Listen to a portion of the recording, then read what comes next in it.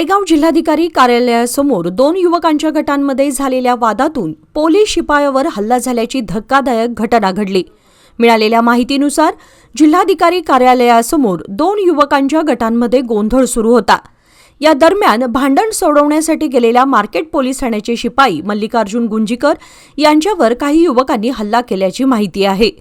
घटनेची माहिती मिळताच मार्केट पोलीस ठाण्याचे पोलीस निरीक्षक घटनास्थळी दाखल झाले। पोलिसांनी तात्काळ कारवाई करत दोन्ही गटातील युवकांना ताब्यात घेतले।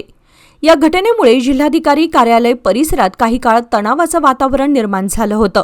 पुढील तपास सुरू आहे।